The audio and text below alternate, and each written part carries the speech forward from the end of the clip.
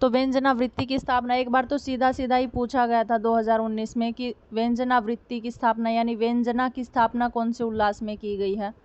तो मम्मट ने पंचम उल्लास में व्यंजनावृत्ति की स्थापना की है, यानी व्यंजना जो शक्ति है उसकी स्थापना की हुई है।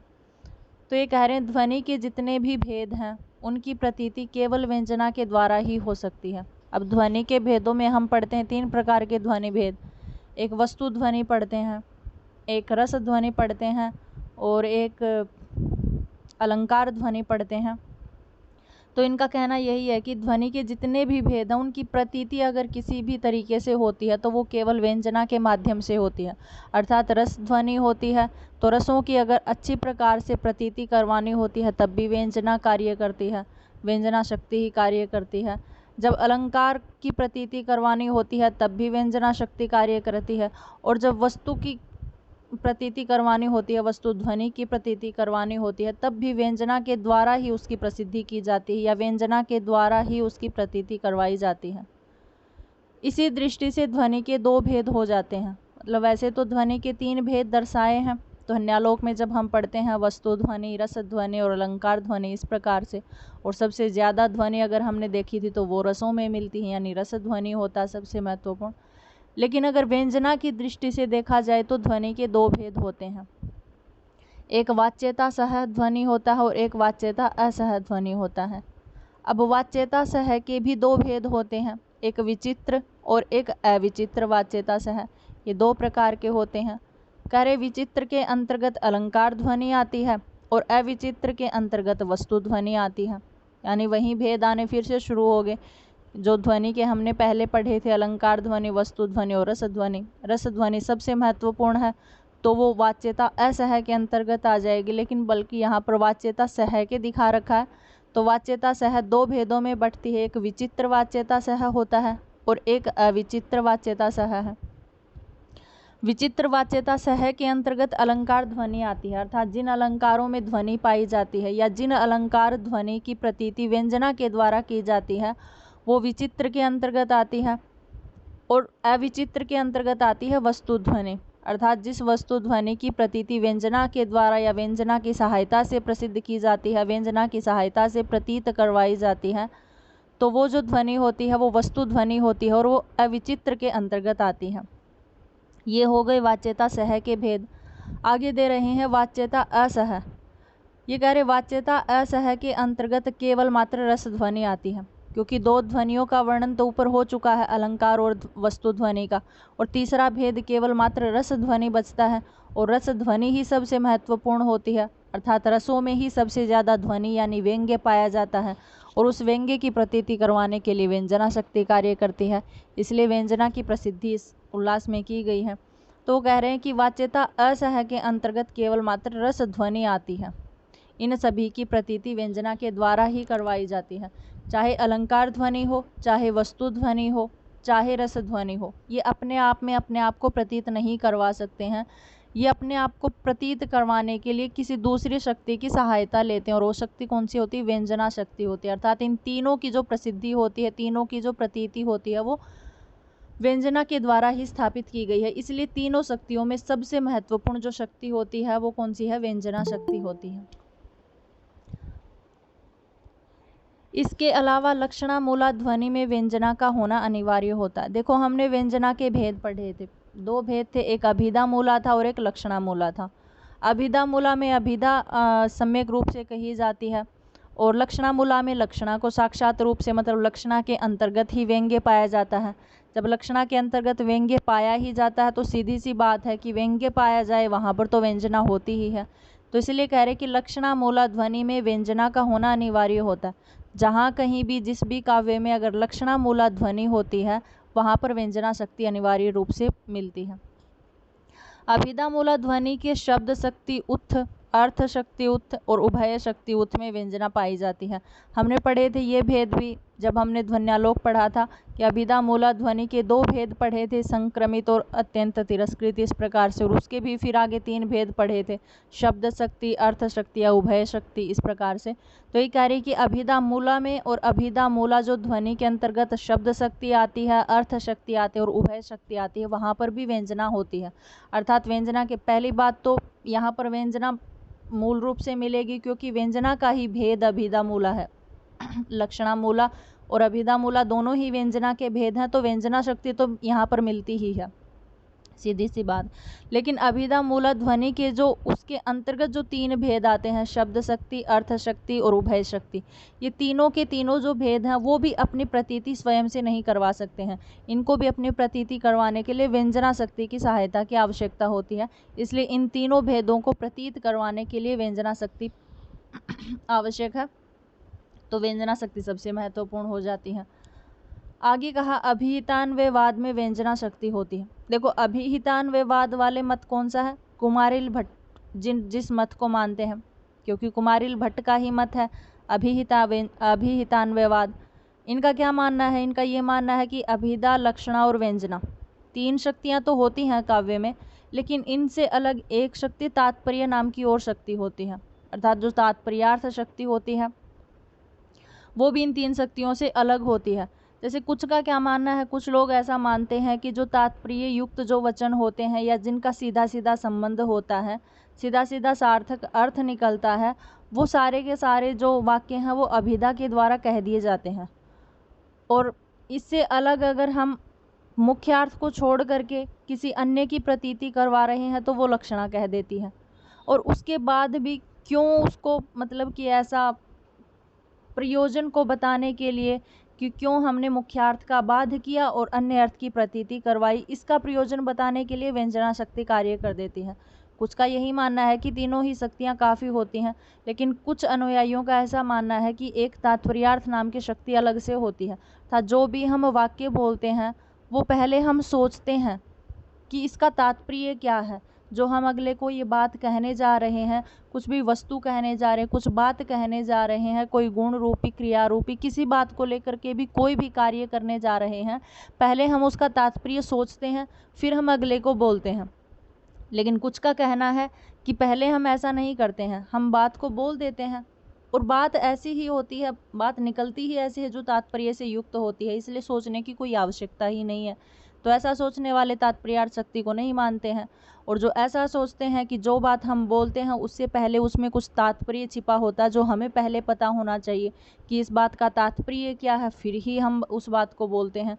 तो ऐसा मानने वाले कुमारिल भट्ट के अनुयायी जो तात्पर्यार्थ शक्ति को मानने वाले हैं, तो उन्हीं का जो मत है तात्पर्यार्थ शक्ति को मानने वाले, वही अभिहितान्वयवादी मत है।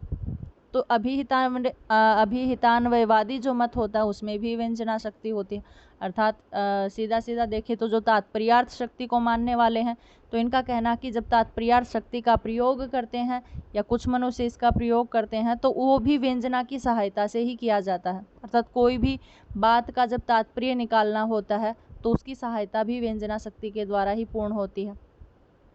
आगे कहा अन्विता अभिधानवाद। अन्वित अभिधानवाद का मत है कि ये तात्पर्यार्थ शक्ति को नहीं मानते हैं, ये केवल 3 ही शक्तियों को मानते हैं और की तरह अभिधा, लक्षण और व्यंजना को। ये जो वाद है यानी ये जो सिद्धांत है वो प्रभाकर मिश्र का है। तो ये प्रभाकर मिश्र वाला जो मत अर्थात अभिधा, लक्षणा और व्यंजना, ये 3 प्रकार की शक्तियाँ भी अपने आप को जब प्रतीत करवाती हैं तो किससे करवाती हैं? व्यंजना से ही सहायता लेकर के प्रतीत होती हैं। इसलिए इन दोनों में भी मतलब व्यंजना का होना अनिवार्य होता है। इत्यादि के कारण ग्रंथकार ने पंचम उल्लास में स्पष्ट रूप से व्यंजना की स्थापना की है और किसी की अभिधा की अलग से किसी उल्लास में वर्णन नहीं है, लक्षणा का किसी उल्लास में व्यंजन वर्णन नहीं है। मतलब वर्णन एक जगह मिलता है द्वितीय उल्लास में, लेकिन वहाँ पर तो केवल मात्र अभिधा, लक्षणा, व्यंजना तीनों ही शक्तियों का मिलता है। वहाँ शब्द शक्ति को दिया गया तो इसलिए वहाँ मिलता है, लेकिन स्पेशल रूप से पंचम उल्लास में व्यंजना की स्थापना की गई है, क्योंकि व्यंजना के अलावा कोई भी काव्य ऐसा नहीं है जो व्यंजना की सहायता के बिना पूर्ण हो जाए। चाहे किसी काव्य में रस शक्ति का वर्णन हो, चाहे किसी में अलंकार शक्ति का वर्णन हो, चाहे किसी में वस्तु ध्वनि इत्यादि का वर्णन हो, वो पूर्ण कब होता है? जब उसकी व्यंजना शक्ति सहायता करती है। इसलिए व्यंजना शक्ति सबसे प्रसिद्ध होती है।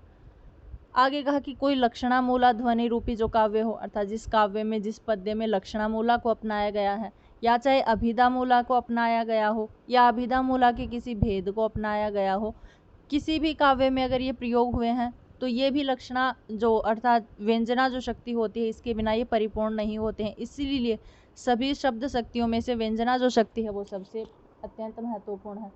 ऐसे ही जो अभिहितान्वयवाद को मानने वाले हैं, यानी तात्पर्यार्थ शक्ति को मानने वाले हैं, वो भी अपने काव्य की जब रचना करते हैं तो उन्हें भी व्यंजना शक्ति की आवश्यकता होती है, क्योंकि व्यंजना शक्ति के बिना अभिहितान्वयद यानी तात्पर्यार्थ शक्ति नहीं कही जा सकती। इसलिए व्यंजना शक्ति सबसे प्रसिद्ध है। और अन्विता अभिधान अर्थात तीनों शक्तियों को जो मानने वाले हैं, वो भी अगर तीनों जो शक्तियाँ कहीं प्रयोग हो रही हैं वो बिना व्यंजना के प्रयोग नहीं होती हैं, बिना व्यंजना के ये प्रयुक्त नहीं होती हैं। व्यंजना इसीलिए सबसे महत्वपूर्ण है, अर्थात सारी शक्तियों में सबसे महत्वपूर्ण व्यंजना वृत्ति है। इसीलिए मम्मट ने अर्थात जो ग्रंथकार हैं, इन्होंने स्पेशल रूप से पंचम उल्लास में व्यंजना की स्थापना की गई है।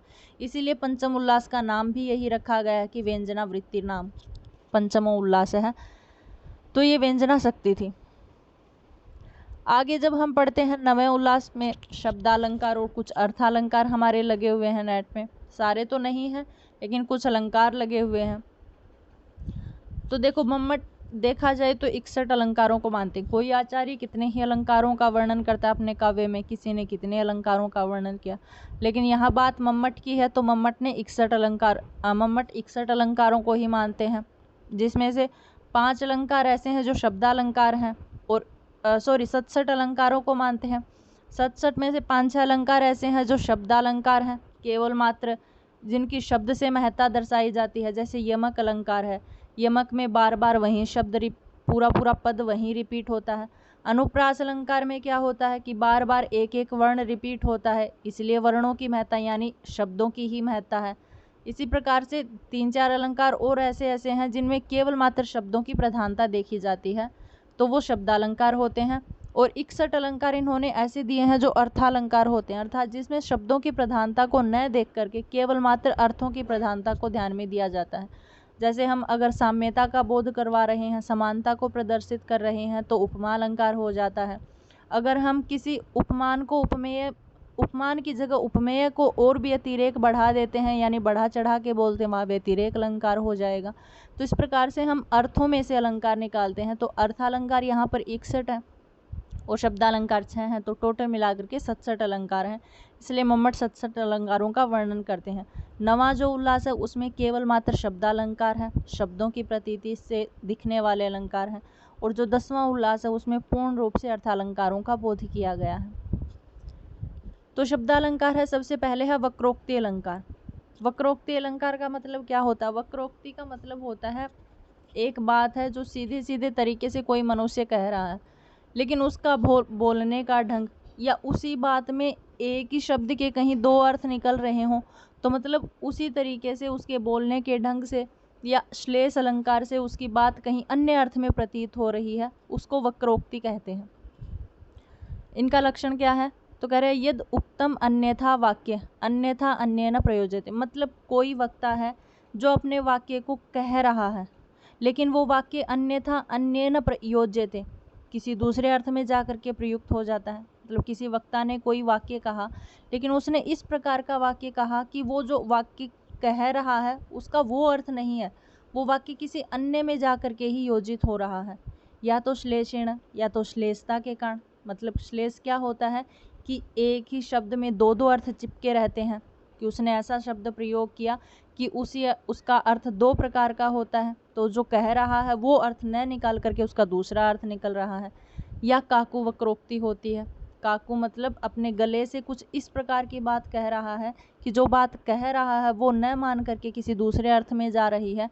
तो इस प्रकार से श्लेषेण काकु वा जेया अर्थात श्लेष अर्थ युक्त या काकु के अर्थ से युक्त वक्रोक्ति तथा द्विविधा था। जो वक्रोक्ति अलंकार होता है वो द्विविधा 2 प्रकार का होता है।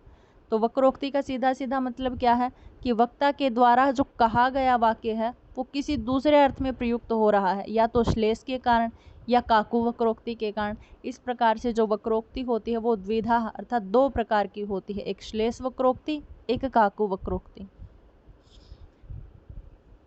जो वक्ता द्वारा अन्य प्रकार से कहा हुआ वाक्य दूसरे के द्वारा श्लेष या काकू अर्थात बोलने के लहजे से किसी अन्य प्रकार से लगा लिया जाता है, वह वक्रोक्ति नामक शब्दालंकार होता है। शब्दालंकार है ये, ठीक है, शब्दों की महत्ता है। वह दो प्रकार का होता है, एक श्लेष वक्रोक्ति होता है, एक काकू वक्रोक्ति होता है। अब देखो श्लेष वक्रोक्ति का उदाहरण दे रहे हैं कि कोई मनुष्य बात कैसे बोल रहा है और अन्य अर्थ में कैसे ली जाती है। तो देखो इन्होंने उदाहरण दिया कि नारीणाम अनुकूल आचरसी चेत जानसी कश्चेतनुः। ये कह रहे नारीणाम अनुकूल आचरसी, अगर तुम्हारे, कोई मनुष्य है किसी दूसरे से कह रहा है, कह रहे नारीणाम अनुकूल चरसी अर्थात तुम्हारे आचरसी आचरण जो है वो नारीणाम अनुकूल, अगर नारियों के अनुकूल हैं, मतलब अगर स्त्रियों के अनुकूल हैं, तुम उस बात को स्त्रियों के बिल्कुल सही प्रकार से स्त्रियों को देखते हो, तुम्हारे जो आचरण है वो स्त्रियों के अनुकूल हैं अर्थात बुरे लगने वाले नहीं हैं, तो चेत असी कश्चेतनो, तो बिल्कुल सही है अर्थात तुम समझदार हो कि तुम नारियों के अनुकूल आचरण करते हो। लेकिन इसी बात को देखो अगर इस प्रकार से लिया जाए पच्छेद करके कि न अरिणाम, नारीणाम का अलग अलग भी तो निकल सकता है कि न अरिणाम, न का मतलब होता नहीं और अरिणाम का मतलब होता शत्रु, अरि हम शत्रु को बोलते हैं। तो कह रहे हैं न अरिणाम अनुकूल आचरसी, अगर तुम्हारे शत्रुओं के अनुकूल आचरण नहीं है तो तुम समझदार हो। तो बात तो एक ही, लाइन तो एक ही बोली। अगर कोई मनुष्य इस बात को बोल रहा है तो हम उसके भाव को पढ़ते हैं कि ये बोलना क्या चाह रहा है। अगर स्त्रियों में खड़ा खड़ा ये बात बोल रहा है, किसी को समझा रहा है, तो हम यही समझेंगे कि ठीक है नारियों के अनुकूल तुम्हारे आचरण हैं, नारियों के अनुकूल तुम बोलने वाले हो, तो तुम समझदार हो। लेकिन अगर युद्ध की सेनाओं में या कहीं भी राजमहल इत्यादि में खड़ा है तो हम ऐसा ही समझेंगे ना कि न अरिणाम अनुकूल आचरसी अर्थात तुम शत्रुओं के अनुकूल आचरण नहीं करते हो, अर्थात सब जगह तुम मित्र भाव से रहते हो, तो तुम समझदार हो। तो यहाँ पर इसी शब्द में श्लेष अलंकार है। एक बार हम नारीणाम प्रयोग कर सकते हैं नारियों के लिए और एक बार हम न अरिणाम अर्थात शत्रुओं के तुम्हारे जैसे आचरण नहीं है तो न अरिणाम शब्द प्रयोग कर सकते हैं। तो यहाँ पर एक ही शब्द में वक्रोक्ति है, एक ही शब्द का खेल है, एक बार किसी दूसरे अर्थ में जा रहा है, एक बार किसी दूसरे अर्थ में। तो श्लेष का अर्थ यही होता है कि एक ही अर्थ में कई सारे अर्थ चिपके होते हैं, एक ही जो शब्द होता है उसमें कई सारे अर्थ हैं। जैसे यहाँ पर नारीणाम जो एक ही शब्द है इसमें कई सारे अर्थ चिपके हुए हैं, तो इसको क्या कहते हैं, श्लेष वक्रोक्ति कहते हैं। दूसरा है काकू वक्रोक्ति। काकू वक्रोक्ति किसे कह रहे हैं, तो कह रहे हैं गुरुजन परतंत्रया दूरतरम देशम उद्यतो गंतुम अली कोकुल किल ललिते न एष्यति सखी सुरभि समय असौ। ये कह रहे गुरुजनों के अधीन होने से वे विदेश जाने को उद्यत हो रहे हैं। कोई नायिका है अपनी सखी से कह रही है कि गुरुजनों अर्थात माता पिता के अधीन होकर के वो विदेश में जाने को उद्यत हुए थे, इसलिए हे सखी भ्रमर समूह एवं कोकिल से मधुर वसंत में नहीं लौटेंगे। नायिका कह क्या रही है, नहीं लौटेंगे, मतलब उसने थोड़े से अलग तरीके से किया, अलग ढंग से अपने काकू से अर्थात गले से इस बात को बोला कि गुरुजन परतंत्रया अर्थात अपने गुरुजनों के अधीन होकर के, गुरुजनों की आज्ञा से या गुरुजनों के कहने से दूरतरम देशम दूर अर्थात दूसरे प्रदेश में जाने को वो उद्यत हो गए हैं। अर्थात जो नायक हैं, मेरे जो पति हैं, वो अपने माता पिता के अधीन होकर के कहीं दूर जाने के लिए उद्यत हुए हैं। अली कोकुल किल ललिते, अली कोकुल का मतलब होता है भ्रमरों का जो समूह होता है, ऐसा जो काल होता है वो वसंत काल होता है। अर्थात वसंत में ऐसा माना जाता है कि जो नव विवाहित जो जोड़ा होता है उसको एक साथ रहना चाहिए, उसको अलग अलग नहीं रहना चाहिए, या किसी का पति बाहर भी चला जाता है तो मतलब एक प्रकार का काल का ग्रास बन सकता है, ऐसा माना जाता है। तो वो सखी अपनी सखी से यही कह रही है नायिका कि क्या वो नहीं लौटेंगे, तो इस प्रकार से वो गले से बोल रही है, तो उसकी सखी ऐसा मानती है नहीं क्यों लौटेंगे, मतलब ज़रूर लौटेंगे। तो उसके गले का कुछ अलग सा स्वर है, इसीलिए यहाँ पर कौन सी वक्रोक्ति मानी जाती है, तो काकू वक्रोक्ति है। तो नायिका का कहना अर्थात क्या वे नहीं आएंगे, और सखी क्या समझती है वसंत में क्यों नहीं आएंगे, अर्थात वो अवश्य में ही आएंगे। तो इसलिए यहाँ पर काकू से बात को घुमाया जा रहा है, बोला कुछ जा रहा है लेकिन अन्य अर्थ की प्रतीति हो रही है केवल मात्र अपने गले की वजह से। तो इसमें क्या होता है, काकू वक्रोक्ति कही जाती है। तो इस प्रकार से जो वक्रोक्ति है वो दो प्रकार की होती है। अनुप्रास अलंकार, अनुप्रास अलंकार में भी क्या होती है, शब्दों की महत्ता होती है। अर्थात यहाँ पर अर्थ की दृष्टि से अलंकार को नहीं पहचाना जाता या काव्य नहीं लिखा जाता। यहाँ पर क्या होता है, वर्णों की दृष्टि से मतलब कि काव्य को देखा जाता है। तो अनुप्रास किसे कहते हैं, कह रहे हैं वर्ण साम्यम अनुप्रास है, अर्थात जहाँ पर वर्णों की समानता दिखाई जाए वो अनुप्रास होता है। वर्ण जैसे क, ख इत्यादि वर्ण या स्वर इत्यादि वर्ण जो बार बार आ जाते हैं, तो उनकी साम्यता को ही, समानता को ही अनुप्रास अलंकार कहते हैं। अगर अनुप्रास के दो भेद होते हैं, एक वर्ण अनुप्रास होता है, एक पदानुप्रास होता है, और पद अनुप्रास को ही हम लाटानुप्रास के नाम से भी जानते हैं। अब कह रहे हैं अर्थात जो वर्ण अनुप्रास होता है वो दो प्रकार का होता है, एक वृत्तीय अनुप्रास होता है और एक छेकानुप्रास होता है।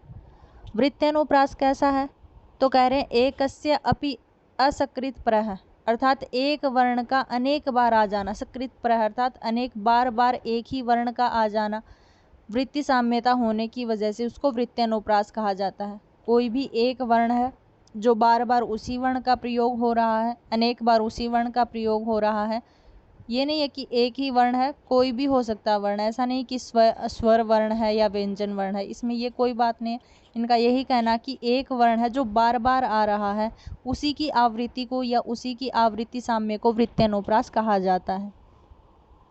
दूसरा भेद है छेकानुप्रास। छेक का अर्थ होता है विदग्ध और विदग्ध का अर्थ होता है चतुर, ऐसा काव्य प्रकाश के अनुसार है। छेकानुप्रास का लक्षण क्या है, तो कह रहे सो अनेकस्य सकृत परः पूर्व है, अर्थात अनेक व्यंजन वर्णों का, इसमें क्या दिया गया है, व्यंजन वर्णों का। ऊपर वाले में ये नहीं बताया था वर्ण कौन से, स्वर व्यंजन दोनों होते हैं, तो यहाँ कह रहे हैं कि अनेक वर्णों का, अनेक कैसे वर्ण, व्यंजन वर्णों का जब बार बार आवरण होता है, बार बार आवृत्ति होती है, उसको क्या कहा जाता है, छेकानुप्रास कहा जाता है। जैसे उदाहरण में दिया गया है ततो अरुण परिस्पंद मंद, स्पंद में न और द व्यंजन वर्ण है दोनों, बीच में कोई स्वर नहीं है।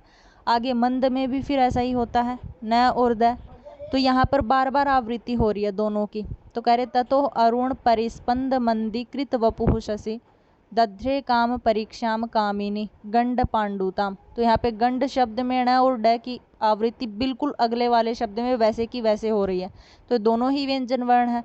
तो इनका क्या कहना है कि अनेक व्यंजन वर्ण, यानी कि एक ही व्यंजन वर्ण, कोई भी, चाहे दो व्यंजन वर्ण हो, तीनों का संयोग हो रहा हो, चार का संयोग हो रहा हो, कैसे भी, लेकिन उसकी आवृत्ति होनी चाहिए। तो जहाँ पर अनेक व्यंजन वर्णों की आवृत्ति होती है बार बार, वो क्या कहलाता है, छेकानुप्रास कहलाता है। या किसी भी एक वर्ण की आवृत्ति जब बार बार होती है तो वो वृत्तीय अनुप्रास कहलाता है। मतलब स्वर हो या व्यंजन वर्ण हो, कोई भी एक वर्ण हो बार बार आ रहा है तो वृत्तीय अनुप्रास, अगर कोई भी व्यंजन वर्णों की बार बार आवृत्ति हो रही है तो छेकानुप्रास कहा जाता है। अब दूसरा भेद था लाटानुप्रास। लाटानुप्रास जिसको हम पदानुप्रास भी कहते हैं। तो पदानुप्रास स्वयं बोल रहा है कि जहाँ पर पदों की आवृत्ति होती है, देखो ऊपर वर्णों की आवृत्ति, वर्णों में और पदों में अंतर होता है। वर्णों से मिल करके पद बनते हैं और पदों से मिल करके शब्द बनता है और शब्दों से मिल करके वाक्य बनता है, हम ऐसा समझते हैं। पदों के समूह को वाक्य कहते हैं। तो जैसे पदों के समूह को वाक्य कहते हैं, वैसे ही वर्णों के समूह को पद कहते हैं। मतलब जहाँ पर पूरे वर्ण मिल करके एक शब्द, पूरा शब्द बन जाता है, वह पद बन जाता है। तो यहाँ क्या कहना है इनका कि पदानुप्रास अर्थात जहाँ पर पूरे पूरे पदों की ही आवृत्ति होती है, जो पद पीछे आया वहीं पद आगे आ जाए। तो कह रहे शाब्दस्तु लाटानुप्रासो हो, शब्द होने की वजह से, शब्द मतलब पूरा एक प्रकार का शब्द है, उसी की आवृत्ति होने से इसको लाटानुप्रास यानी पदानुप्रास कहते हैं। भेदे तात्पर्य मात्रतः, लेकिन शब्द तो वहीं प्रयोग होंगे, पूरे की पूरी लाइन वहीं शब्दों की भरी होगी, लेकिन तात्पर्य मात्र मतलब लेकिन वहाँ पर भेद पाया जाता, अर्थ में भेद पाया जाता, तात्पर्य से भेद पाया जाता है। और लाट जन वल्लभत्वात्, लाट जनों का प्रिय होने की वजह से भी इसका जो नाम है वो लाटानुप्रास रखा गया है।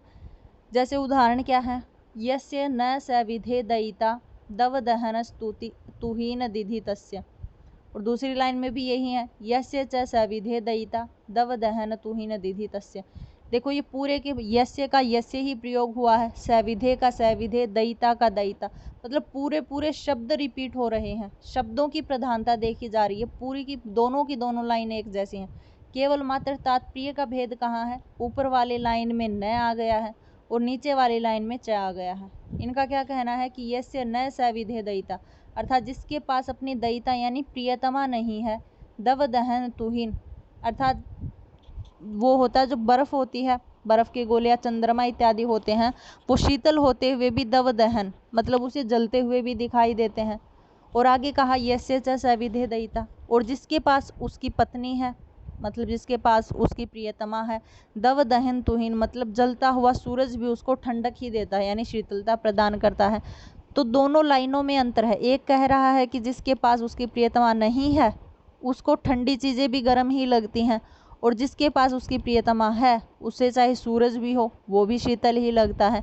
तो तात्पर्य से दोनों में भेद है, मतलब अर्थ की दृष्टि से दोनों लाइनें अलग अलग हैं, लेकिन शब्द की दृष्टि से दोनों लाइनें बार बार वही शब्द रिपीट हो रहा है, इसलिए ये पदानुप्रास कहा जाता है या लाटानुप्रास कहा जाता है। यहाँ अर्थ की दृष्टि से अलंकार नहीं हुआ है, शब्द की दृष्टि से अलंकार हुआ है, मतलब शब्दों की प्रधानता दिखाई जा रही है। ऊपर वाली लाइन में भी वही शब्द हैं और नीचे वाले में वही शब्द हैं। तो ऐसे शब्द जहाँ पर भी पाए जाते हैं वो शब्दालंकार कहा जाता है, और ऐसा जहाँ पर शब्दों की प्रधानता दिखाई जाए वो कौन सा अलंकार होता है? अनुप्रास अलंकार का भेद होता है लाटानुप्रास, जिसको हम पदानुप्रास भी कहते हैं। तो आई थिंक आपको समझ में आया हो। आगे है यमक अलंकार। देखो यमक अलंकार का क्या अर्थ होता है? यमक अलंकार में ये होता है दो शब्द होते हैं लेकिन दोनों के दोनों शब्द एक जैसे होते हैं हाव भाव से या किसी भी, लेकिन उन दोनों का अर्थ अलग अलग होता है। यही है, दो शब्द होते हैं दोनों का अर्थ अलग अलग होगा लेकिन शब्द सेम होते हैं। ठीक है, जैसे अर्थे सति अर्थ भिन्ना नाम। अर्थे सति अर्थात अगर अर्थ की दृष्टि से देखें तो अर्थ भिन्ना नाम दोनों का ही अर्थ भिन्न होता है, लेकिन वर्णानाम सा पुनः श्रुति, वर्णों की वही श्रुति अर्थात वही दिखाई देते हैं। जो पहला वर्ण होता है वही अगली लाइन में वही वर्ण होगा, अगला पद भी वही होगा। मतलब वर्णों की जो श्रुति है, सुनाई देने का जो तरीका है या वर्णों का लिखने का तरीका वो एक जैसा है। शब्द दोनों एक जैसे हैं लेकिन अर्थ भिन्ना नाम, दोनों ही शब्दों का अर्थ भिन्न भिन्न होता है। पहले नंबर पे जो शब्द लिखा गया है उसका कुछ अलग अर्थ होगा, दूसरे नंबर पर फिर से वही शब्द लिखा गया है लेकिन वहाँ पर अर्थ कुछ अलग होगा। तो वर्णानाम सा पुनः श्रुति, वर्णों की श्रुति वैसी ही होती है लेकिन अर्थे सति अर्थ भिन्नानाम मतलब अर्थ की भिन्नता वाले होते हैं। दोनों ही शब्दों के अर्थ पृथक पृथक होते हैं। ऐसा कौन सा? यमक अलंकार कहलाता है। जैसे उदाहरण के लिए दिया गया सरस्वती ही प्रसादम में स्थिति चित्त सरस्वती, सरस्वती कुरुक्षेत्रे कुरुक्षेत्रे सरस्वती। अगर देखा जाए तो सरस्वती पद का बार बार प्रयोग हुआ है, अलग अलग प्रयोग है मतलब बार बार, लेकिन हर जगह सरस्वती शब्द का अलग अर्थ है। ऐसे ही कुरुक्षेत्रे दोनों ही पद आपस में एक दूसरे के आमने सामने लिखे गए हैं, बिल्कुल एक जैसे शब्द हैं। वर्णों की कु की जगह अगले शब्द में भी कु लिखा गया है, रू की जगह रू लिखा गया, मतलब वर्णों की बार बार वही श्रुति की जा रही है। लेकिन दोनों कुरुक्षेत्र जो है वो एक कुरुक्षेत्र का अर्थ है पुण्य भूमि कुरुक्षेत्र, और एक का अर्थ है कुरु प्लस में क्षेत्र अर्थात कुरु रूपी जो अर्थात शरीर रूपी, एक शरीर रूपी भेद से अलग अर्थ वाला है और एक पुण्य भूमि के रूप से कुरुक्षेत्र कहा गया है। तो यही होता है यमक अलंकार में, जहाँ पर शब्द वही होंगे, दोनों शब्दों की अर्थात वर्णों की आवृत्ति वही होती है लेकिन अर्थ की भिन्नता पाई जाती है। अर्थात हे कुरुक्षेत्र सरस्वती, अर्थात कुरुक्षेत्र में सरस्वती जो नदी है वो निवास करती है क्योंकि कुरुक्षेत्र से निकल करके। और एक सरस्वती कैसी होती है? विद्यादायिनी जो सरस्वती है। तो शब्द तो वही है ना, सरस्वती और सरस्वती, लेकिन अर्थों में दोनों में भेद है। एक सरस्वती कुरुक्षेत्र में बहने वाली नदी के लिए लिया गया है और एक सरस्वती हम विद्या की देवी के लिए लेते हैं। तो वहीं कह रहे हैं कि हे कुरुक्षेत्र रूपी सरस्वती या हे शरीर रूपी कुरुक्षेत्र, पुण्य भूमि की सरस्वती कृपा करो, प्रसन्न होवो और मेरे चित्त रूप सागर में अत्यंत भली प्रकार से स्थित हो जाओ। दोनों ही तरह इसका अर्थ ले सकते हैं। कुरुक्षेत्र के लिए अगर कह रहे हैं तो कुरुक्षेत्र को बोल सकते हैं अर्थात हे सरस्वती रूपी नदी, कुरुक्षेत्र अर्थात मेरे शरीर में तुम प्रवेश हो जाओ, मेरे चित्त को शांत करो, या हम विद्या को भी ऐसा बोल सकते हैं। तो इस प्रकार से यहाँ पर यमक में क्या होता है, शब्द वहीं के वहीं रिपीट होते हैं, वर्णों की पुनः श्रुति की जाती है लेकिन अर्थ भिन्ना नाम, अर्थ हमेशा भिन्नता को प्राप्त करता है। तो देखो यहाँ पर जो श्लोक लिखा गया, जो पद्य है, उसमें सबसे ज़्यादा कोई अर्थ की प्रधानता नहीं दिखाई दे रही है, पढ़ने मात्र से ही दिखाई दे रहा है। सरस्वती कुरुक्षेत्रे कुरुक्षेत्रे सरस्वती, बार बार शब्दों के ऊपर ज़्यादा महत्व दिया जाता है, इसलिए ये शब्दालंकार के अंतर्गत आता है। तो इसको यमक अलंकार कहते हैं। आई थिंक आपको समझ में आया हो। आज इतना करते हैं। कल श्लेष अलंकार है। श्लेष अलंकार के 8 भेद होते हैं। ये भी शब्दालंकार होता है, ये कल करते हैं। आज यहाँ तक करते हैं।